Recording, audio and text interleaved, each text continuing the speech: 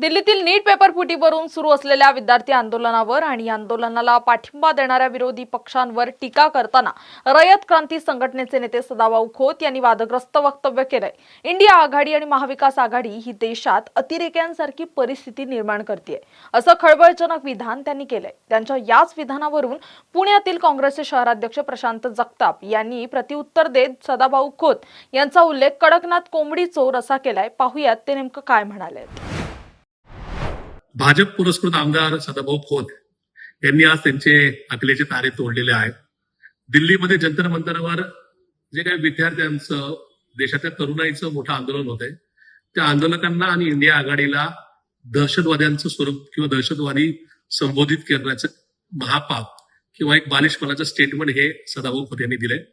एक कोंबडी चोर ज्यांनी कडकनाथ कोंबड्या चोरल्या, अशा प्रकारची ओळख ज्यांची पश्चिम महाराष्ट्रामध्ये आणि महाराष्ट्रातल्या शेतकऱ्यांमध्ये आहेत, त्या माणसाकडून वेगळं असं स्टेटमेंट येऊच शकत नाही।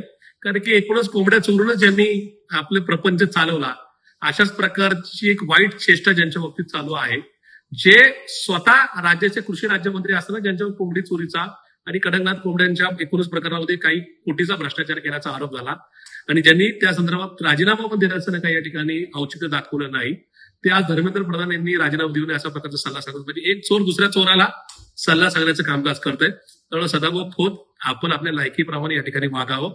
तुमच्या सल्ल्याची गरज ना तरुणांना आहे, ना इंडिया आघाडीला आहे, ना भारतीय जनतेला आहे। होय, याच तरुणाईने 2014 साली नरेंद्र मोदी यांना डोक्यावर घेतलं होतं आणि त्याच तरुणाईंनी एकूण सोशल प्लॅटफॉर्मच्या जीवावर आणि एकूणच भारतातल्या बदलाच्या त्या काय एकूणच मार्गावर जात त्या ठिकाणी सरकार बदल केला आणि नरेंद्र मोदींना सत्तेवर बसवलं। आज ती त्या तरुणाईचे डोळे उघडलेले आहेत। त्या तरुणाईला कळून चुकलेलं आहे की नरेंद्र मोदी हे अदानी अंबानींसाठी काम करतात, भारतीय जनतेसाठी कामकाज करत नाही। त्याच्यामुळे आज तुम्ही ज्या इंडिया आघाडीला आणि या तरुण मुलांना दहशतवादी संबोधताय, हेच तथाकथित दहशतवादी किंवा हे देशप्रेमी, आमच्या नजरेत हे सगळे देशप्रेमी आहेत। हे देशप्रेमी तुम्हाला या ठिकाणी तुमची जागा निश्चित लायकी दाखवून देतील। तुमच्या मालकाच्या नजरेत भरण्याकरता तुम्ही जे रोज हे अशा प्रकारचे बोलघेवडेपणा करताय, हा बोलघेवडेपणा 2029 ला जनता निश्चित तुम्हाला तुमची लायकी आणि जागा दाखवून देईल, या ठिकाणी दाखवून देईल।